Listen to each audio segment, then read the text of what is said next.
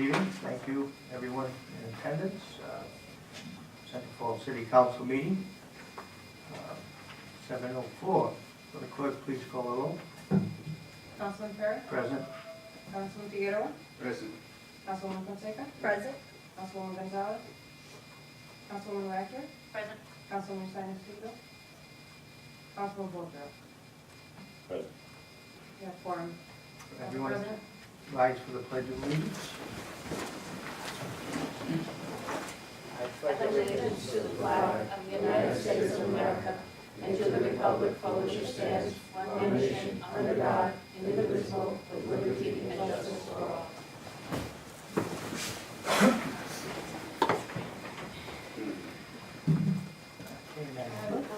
I'll go check public comment. Okay.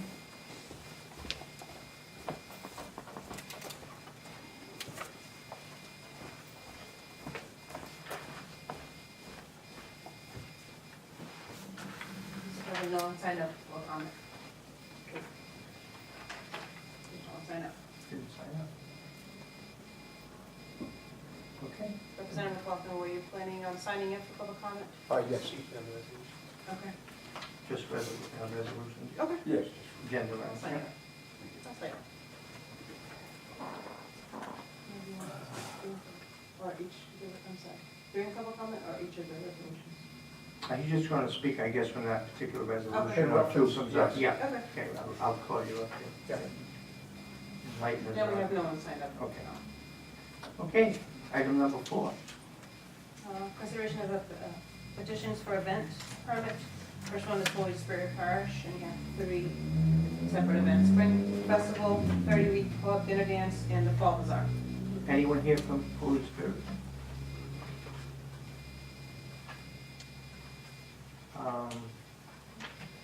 I guess I'll be the spokesperson again, and they've run these events for many years, and I don't believe, I think Colonel Mendoza would attest to the fact they've never had a problem with their events. And maybe Chief Bradley can. As I stated earlier, there hasn't been any issue with being going annual events. There haven't been any reason for alarm on our part, so that we have no reason to object. And the same from the fire department's standpoint, we've never had a problem. I have been to many of these events on my own as being a parishioner of Holy Spirit, and there's never a problem. We never ran into any problems at all. I didn't think there would be. I went, they used to have a Catholic school there, and I went to Catholic school, and we know Catholic school kids are perfect. And we have a motion to approve. I second that motion. Councilman Bodrill, seconded by Councilwoman Fonseca. All in favor signify by saying aye. Aye. Nays? Ayes have it. Seeing none, hearing none. So approved. Thank you.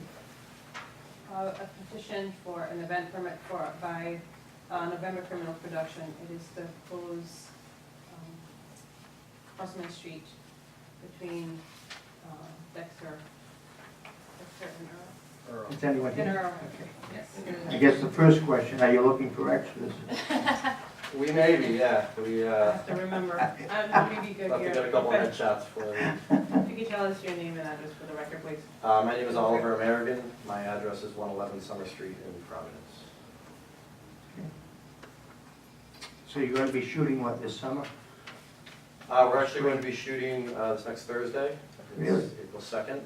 A little background on the movie. It's an independent film. It's called November Criminals. It stars Catherine Keener. We will be shooting from roughly 5 to 6 weeks in Rhode Island. We'll be all over the state, Central Falls, down to EG, over to the Connecticut border, everywhere in between, fairly widespread as far as our shooting locations. I think you're going to be on what, Crossman Street? We're looking at the bar PJ's Pub at 6 Crossman Street. And we are looking to, I'm told that you may have been provided with a map, if not, I have a couple extras here. We plan to sort of inhabit a lot of different properties besides just the filming set. I feel like I could go through what we're doing on each of these. Yeah. Okay. Unless the council's interested. It just involves sort of truck parking, trailer parking. And Now, what is the city providing? Are we providing a detail at all? Yeah. We are hoping to, close down the street purely to provide a safe working condition for our crew between Earl Street and Dexter. The chief can certainly speak to that as well. Because that street has to be closed off, we're gonna supply detour officer at Dexter and Crossman and Earl Crossman. I believe we're gonna start at 1 o'clock in the afternoon and go to midnight, but there might be an adjustment where one officer might come in early because they may be blocking the road to drop off materials. I believe from the discussion we had, the road won't be completely blocked off until about 7 o'clock at night. From 7 to midnight will be the time where they may have to close it off permanently. And so the businesses in the area will most of them be closed by then. The biggest issue is going to be King's Towing, the gas station, and the auto body will be shut down. They still have to bring trucks in and out of it because they're AAA duties. But everybody understands that. Discussions have taken place, and we're going to work the best we can to get them through their production and not inhibit the business any more than we have to. Kenny will get a kick. Is Joey L still on PJ? Yes. Is Joey L in the film? I'm not sure. How about, Joe, if you're out there, how about, are they using the highway at all, the highway putting up sawhorses, or? Nothing, no, nothing to that effect. Actually, yeah, the highway is going to be dropping off 2 sawhorses for us on, I misunderstood the question. they're going to drop off 2 sawhorses. This, the officers have to Yeah. move. We don't expect any crowd issue there because they come in and be advertising this. But in case, crowds do come in and move people out of the way, the sawhorses will block the traffic, so it'll assist us with that aspect. Will this cause traffic on Dexter Street or Lonsdale, like either end? Will it cause traffic? Yeah. I mean, the point of sort of controlling traffic here is to try and cut down on cross traffic on Crossman between Lonsdale and Dexter. We're hoping that people will find an alternative route to go around just because we have a lot of equipment. There's not a lot of room there. The sidewalk's not very big. The bar isn't very big to fit equipment inside of the building. So we're gonna have a lot of stuff outside. We will maintain like a fire lane and, I've had a sit-down meeting with King's Towing and we are gonna be allowing them to get in and out. And if people need to get out of the gas station, they wanna come out on Crossman, we'll certainly allow that. But we're just trying to cut down the amount of sort of cross traffic. Residents that live on Crossman. Of course, they will always be given access, no driveways will be blocked. This is sort of standard procedure for us when we control traffic here. No one is ever prevented from accessing their own property. Chief Bradley, any fire issues, or? No, we're also part of that meeting that took place, and we're definitely gonna be able to accommodate. We'll make whatever arrangements we have to do to get around that area, and we've been assured that if we need to get in that area, we do have access to it, but we're perfectly fine with it. Beautiful. It's a positive. We should notify the hot dog vendor that goes around, maybe. He can set up on the Dexter Street. I'm sure our crew would love that as an alternative to our catering company. Anyone, any questions? Now, do you go forward whether it's inclement weather or not, or you still use the same dates, or? Sometimes we set up a rain date. Most of this is interior scenes, so that obviously wouldn't be affected. And then for the night stuff, unless it's like a hurricane, we have a pretty tight schedule here. We don't have a lot of money, so rearranging things last minute like that costs us a lot of money, and I don't think will be an option in this case. I guarantee you'll have people Thank you very much. very wondering what's going on, guarantee. I'm sure we will. I'm sure we will. So I'm motion to approve November criminal production. A motion, a second. Does this mean you're gonna be available I'll to be stop by. extras? You're certainly welcome to stop by, give you a little tour of the set. I'm Definitely. I've been I'm at that. excited. Ken's been in a few, he's been in a few films. You're welcome. You don't recognize him? We got that in our midst. I was there for the. Any further discussion?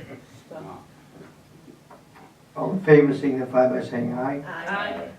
Chair votes aye, nays, ayes have it. When do you start now? Thursday. We started shooting today, was actually our first day, we were in Providence, but yeah, this particular, for Crossman Street, we're open April 2nd. Good luck. Thank you very much. Best I'll of be, luck. May we'll the be in weather, touch, hope the weather's because we good. need to give you the permit, so you Absolutely. can, all right? Thank you. Thank you. Next item. We have a resolution supporting legislation S-474, and it's contained on the house side, H-5558. And it's providing that a city or town in receivership or bankruptcy may have the costs associated with the receivership or bankruptcy that are owed to the state reduced by 20% each year, but the municipality is in conformity with the bankruptcy plan. And I think Representative McLaughlin can shed a little bit of light on this resolution. Yes, Mr. President, members of the council, I'm here tonight. Rep. Nolan, she expresses that she couldn't be here tonight, so, she just said to say hi. I'm here in support of House Resolution, House Bill 5558. In reference to this, we need a resolution to coincide with this bill. As you can see, it's a very prospective bill. When I say prospective, it talks to the future. It talks to the out east.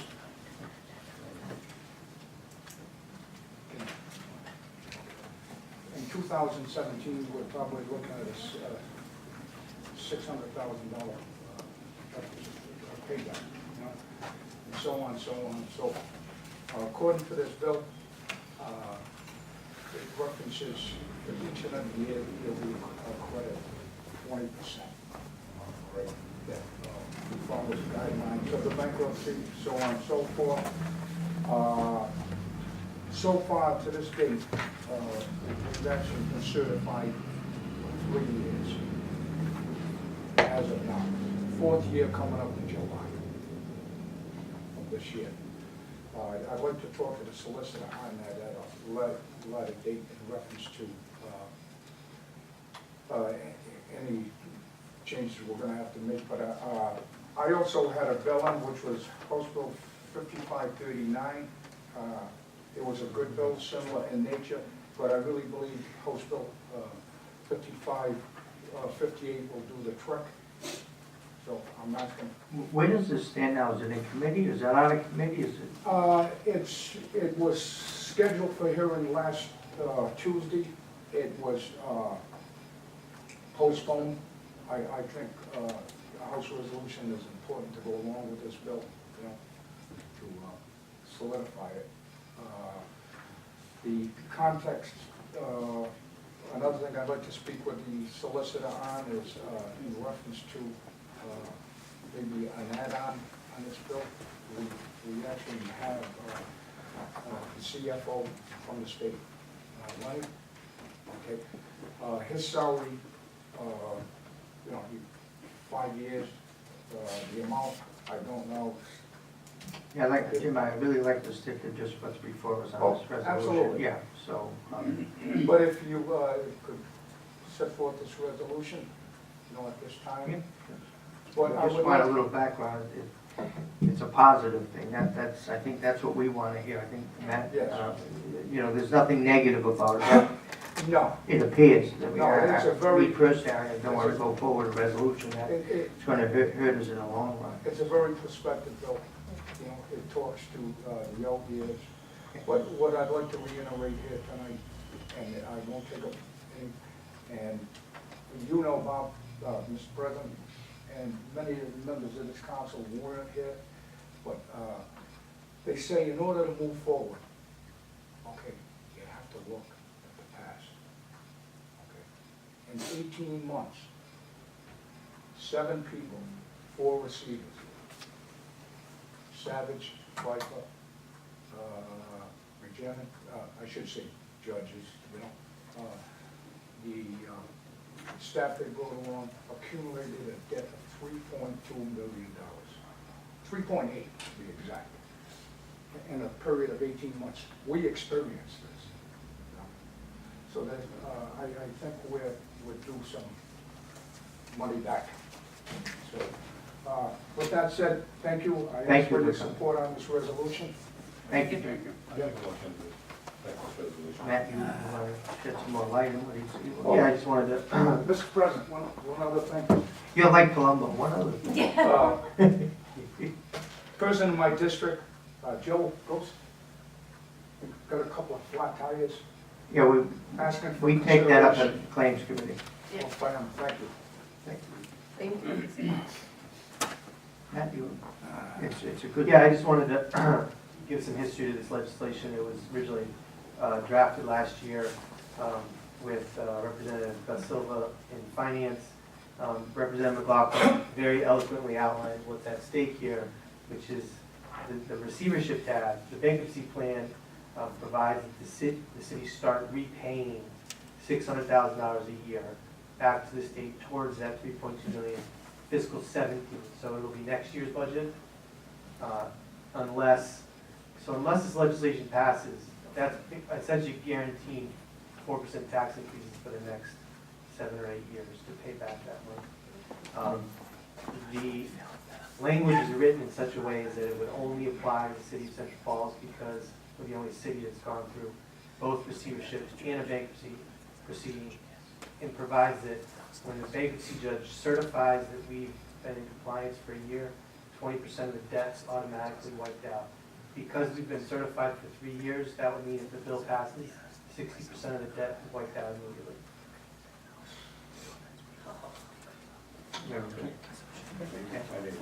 We have a motion by Councilman Bovio to approve this resolution before us. Second. Seconded by Councilwoman Rakia. All in favor signify by saying aye. Aye. Chair votes aye. Nays, hearing and seeing none, ayes have it. So approved. Thank you. Thank you. Next is resolution supporting the legislation H 5674 that prohibits employers from discriminating against employees due to pregnancy or medical conditions related to pregnancy or childbirth.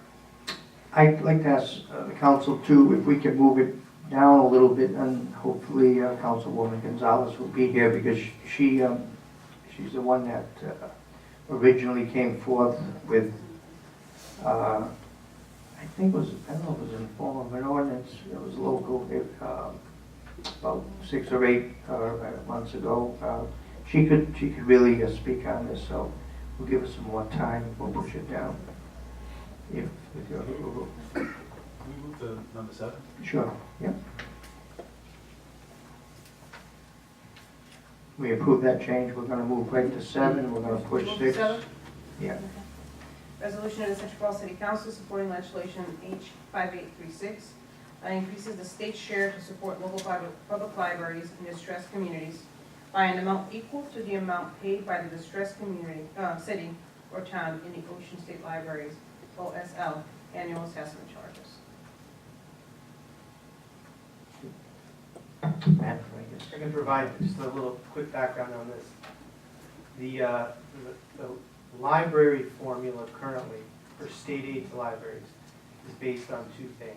1, what does the city or town pay into the library system? And 2, what is the endowment of that library? Because the city pays very little towards our library, about $18,000 a year. The state matches that. What you see as a result is some communities with large endowments and with wealthy city and town budgets get a much larger state match. What this does is it says if you're a distressed community, there's 6 of them, Providence, Pawtucket, Central Falls, West Warwick, North Providence, and Woonsocket. For those communities, you have to pay into the statewide Ocean State Library system. It's the card catalog, essentially. That fee for Central Falls is $18,000. So we get $18,000 from the state, and they charge us $18,000 to pay back